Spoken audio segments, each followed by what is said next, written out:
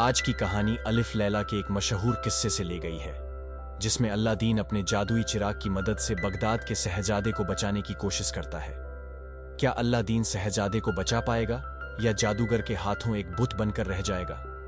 इस फिल्म की शुरुआत में हम अल्लादीन की अम्मी को बगदाद के बाजार में देखते हैं, जो एक दुकानदार से चिराग खरीदने आई होती है।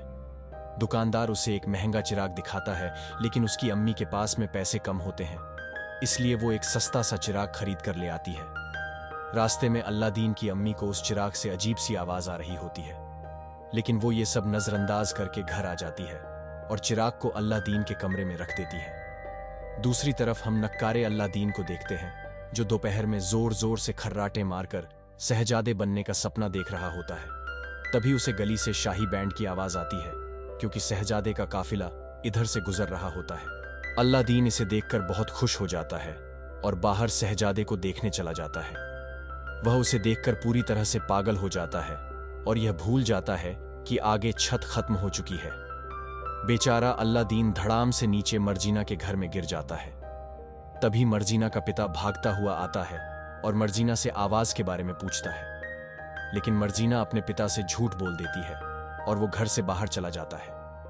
दरअसल मर्जीना अल्लादीन से बहुत प्यार करती है, इसलिए उसने अल्लादीन को बचा लिया होता है। दूसरी तरफ अल्लादीन बसरा सल्तनत की शहजादी से निकाह करने के सपने देख रहा होता है। रात में अल्लादीन अपने घर आ जाता है और चिराग को जलाकर खाना खाने लगता है, लेकिन उसे महसूस होता है चिराग बहुत कम रोशनी दे रहा है, इसलिए वो उसे लौटाने के लिए बाजार की तरफ निकल जाता है। उसकी अम्मी उसे ऐसा ना करने के लिए कहती हैं, क्योंकि वो जानती थी दुकानदार किसी भी कीमत पर चिराग को वापस नहीं लेने वाला है। रास्ते में अल्लादीन को भूख लगने लगती है, इसलिए वो फल वाले की दुकान से फल चुराकर भाग रहा होता है। दुकानदार की नजर उस पर पड़ जाती है और अपने गुलाम से उसे पकड़ने के लिए कहता है। साथ में ये भी कहता है जो अल्लादीन को पकड़ेगा वो उसे 100 दीनारें देगा। ये सुनकर पूरा शहर उसके पीछे लग जाता है। अल्लादीन चोरी किए हुए फलों को एक जगह पर छुपाकर बाजार की छोटी गलियों से होता हुआ एक घर की छत पर चढ़ जाता है, जिधर उसे दीवार में एक बड़ा सा होल दिखता है और वो अपने आप को बचाने के लिए उसके अंदर घुस जाता है। लेकिन वो होल कुत्तों का घर होता है, जिस वजह से बहुत सारे कीड़े उसके शरीर पर चिपक जाते हैं और वो दर्द से चिल्लाता हुआ बाहर आता है। उसके शरीर में उन कीड़ों की वजह से खुजली होने लगती है और वो चिराग से अपने शरीर को खुजाने लगता है। चिराग के रगड़ने की वजह से उसमें कैद जिन्नी बाहर आ जाता है और उससे कोई भी ख्वाहिश मांगने के लिए कहता है। अल्लादीन जल्दी से अपने आप को एक विशालकाय इंसान में बदलने की मांग करता है। जिन्नी उसकी ख्वाहिश को पूरा कर देता है और विशालकाय अल्लादीन को देखकर सभी लोग डर कर भाग जाते हैं। इसके बाद में जिन्नी भी चिराग के अंदर जाने वाला होता है और अल्लादीन उससे उसे बुलाने का तरीका पूछता है, जिसके जवाब में जिन्नी कहता है, जिस तरीके से तुमने मुझे बुलाया था। दरअसल अल्लादीन को पता नहीं होता है जिन्नी को कैसे बुलाया जाता है। जिन्नी के जाने के बाद में अल्लादीन गुलाम को परेशान करने लगता है और डरकर वो अल्लादीन को अपना मालिक बना लेता है। कुछ समय बाद अल्लादीन का शरीर भी पहले जैसा छोटा हो जाता है और वो भागता हुआ मर्जीना के पास में जाता है। अल्लादीन मर्जीना को जिन्नी की सारी सच्चाई बताता है, लेकिन मर्जीना उसकी बातों पर भरोसा करने से इनकार कर देती है और उसके पागलपन पर हंसने लगती है। लेकिन जब वो उसे अपने गुलाम को दिखाता है तो मर्जीना चौंक जाती है और सब कुछ शुरू से बताने के लिए कहती है। वो मर्जीना को ये बताता है कल वो बसरा के लिए निकल रहा है, ताकि जिन्नी की मदद से बसरा सल्तनत की शहजादी से शादी कर सके। अगली सुबह अल्लादीन एक कारवां के सरदार हारून को मना लेता है, जो बसरा जा रहा होता है। वो 5 दीनारों के बदले में उन्हें बसरा ले जाने के लिए मान जाता है। तभी वहां पर बगदाद का वजीर आता है और सीधा अपने जादूगर से मिलने जाता है।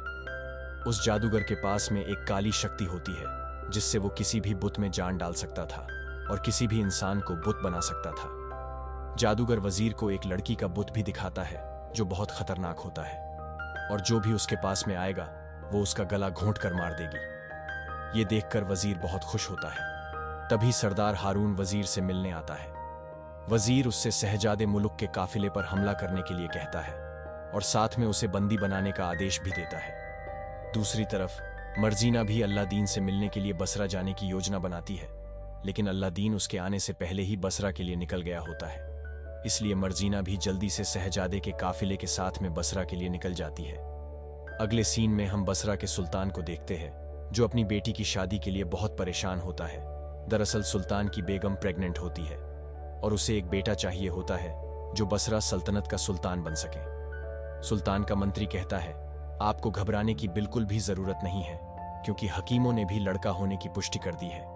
दूसरी तरफ हारून शहजादे मुल्क के काफिले पर हमला करने के लिए अपने सारे डाकुओं को इशारा कर देता है और वे अल्लादीन और उसके गुलाम को बीहड़ रेगिस्तान में छोड़कर शहजादे पर हमला करने के लिए निकल जाते हैं। गुलाम अल्लादीन से जिन्नी को बुलाने के लिए कहता है, लेकिन उसे जिन्न को बुलाने का तरीका नहीं पता होता है। दूसरी तरफ शहजादे मुल्क को पता लग जाता है डाकुओं का काफिला उन्हीं पर हमला करने के लिए आ रहा है, इसलिए वो अपने काफिले को एक जगह पर रुकने के लिए कहता है और सैनिकों से युद्ध की तैयारी करने का आदेश देता है।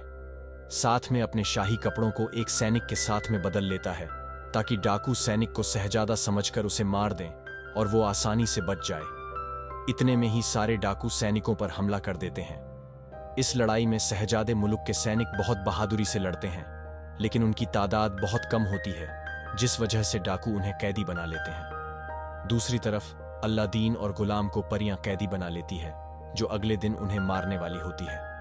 अल्लादीन अपने आप को बचाने के लिए गुस्से में चिराग को रगड़ने लगता है और जिन्नी दोबारा से आ जाता है।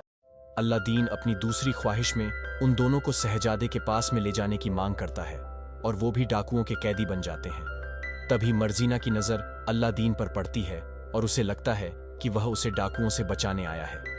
डाकू नकली शहजादे के कपड़ों को वजीर को दे देता है और वजीर उन कपड़ों को बसरा के सुल्तान के पास ले जाता है और शहजादे की मृत्यु का झूठा संदेश दे देता है। सुल्तान ये समाचार सुनकर बहुत दुखी हो जाते हैं और शहजादी की शादी को कैंसिल करने का फैसला करते हैं। लेकिन वजीर सुल्तान को यह कहकर बहका लेता है कि अगर बेगम को बेटी हुई तो उसकी सल्तनत में गद्दी के लिए आंतरिक युद्ध छिड़ जाएगा, और अगर सुल्तान चाहे तो वो उसकी बेटी जाइना से शादी कर सकता है और उसकी गद्दी को भी बचा लेगा। सुल्तान बहुत ज्यादा बूढ़े हो चुके होते हैं, इसलिए उन्हें वजीर की बात को मानना पड़ता है, लेकिन ये शर्त तब तक लागू रहेगी जब तक बेगम को बेटी नहीं होती है। ये सुनकर वजीर अपने जादूगर के पास में जाता है और उससे ऐसी योजना बनाने के लिए कहता है, अगर बेगम पर बेटा पैदा होता है तो वो उसकी जगह किसी दूसरे की बेटी को रख दे। जिसके जवाब में जादूगर कहता है उसने पहले ही इसका इंतजाम कर लिया और 3 गर्भवती औरतों का बंदोबस्त कर लिया है जो बेटियों को ही जन्म देने वाली है।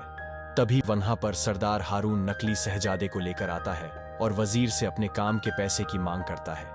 वजीर को गुस्सा आ जाता है क्योंकि वो असली शहजादा नहीं होता है और वो उसे शेरों को खिला देता है। वजीर हारून से कहता है कि वह मुल्क को फिर से ढूंढ कर लाए, वरना उसे भी ऐसी ही दर्दनाक मौत का सामना करना पड़ेगा। दूसरी तरफ अल्लादीन चिराग को लेने की कोशिश करता है जो एक दूसरे कमरे में रखा होता है, लेकिन वो उसे निकाल नहीं पाता है, इसलिए खजूर के पेड़ से कूदकर बाहर जाने की योजना बनाता है। मुल्क को ये योजना पसंद आती है और वो अल्लादीन को अपनी सारी सच्चाई बता देता है।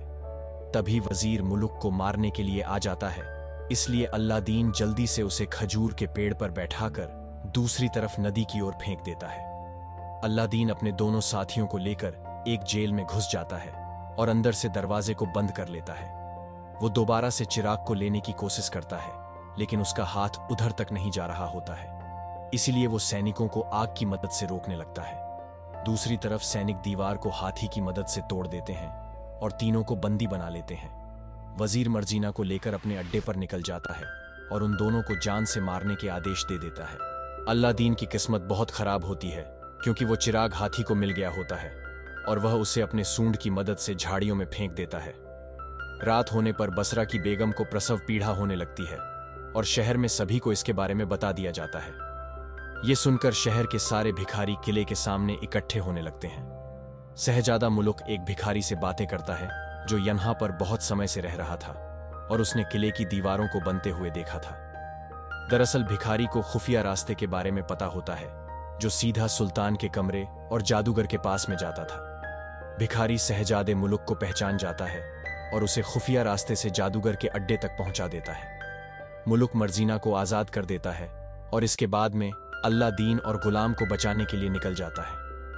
वो उन दोनों को वजीर की जेल से आजाद कर देता है और रास्ते में भिखारी को चिराग भी मिल जाता है। अल्लादीन उससे चिराग को उठाकर अपने पास में रखने के लिए कहता है। दूसरी तरफ जादूगर बेगम के कमरे में धुआं कर देता है और बेटे के बदले में बेटी को रख देता है और गुप्त रास्ते से सुल्तान के नवजात बच्चे को लेकर भाग जाता है। लेकिन मुलुक और अल्लादीन जादूगर से बेटे को छीन कर भाग जाते हैं। जादूगर जल्दी से जाकर वजीर को इस सब के बारे में बता देता है। अपनी योजना को फेल होता हुआ देखकर वो गुस्से में आ जाता है और जादूगर को उसी के बुत के हाथों से मरवा देता है। सुल्तान बेगम से बेटी होने पर वजीर की शादी शहजादी से करवाने के लिए सहमत हो जाता है। लेकिन तभी मुलुक और अल्लादीन सुल्तान के बेटे को लेकर आ जाते हैं। वे सुल्तान को सारी सच्चाई बता देते हैं और साथ ही यह भी खुलासा कर देते हैं कि यह सारी साजिश वजीर की है। शहजादे को जिंदा देखकर सुल्तान अपने सैनिकों से वजीर को कैदी बनाने के आदेश दे देता है। तभी वजीर अपने सैनिकों से उन पर हमला करवा देता है और खुद अल्लादीन को मारने के लिए निकल जाता है। मर्जीना अल्लादीन को बचाने के लिए भागती है, लेकिन वजीर अल्लादीन को बेहोश करके वहां से भाग जाता है। दूसरी तरफ अल्लादीन को होश आ जाता है। वो जल्दी से चिराग को रगड़कर जिन्नी को बुला लेता है और उससे उसकी लास्ट ख्वाहिश मांगने के लिए कहता है, जिसके जवाब में अल्लादीन वजीर को मारने की मांग करता है। जिन्नी अपने जादू की मदद से वजीर की सेना को एक बड़ी दीवार के अंदर बंद कर देता है और अल्लादीन वजीर को बड़ी आसानी से हरा देता है।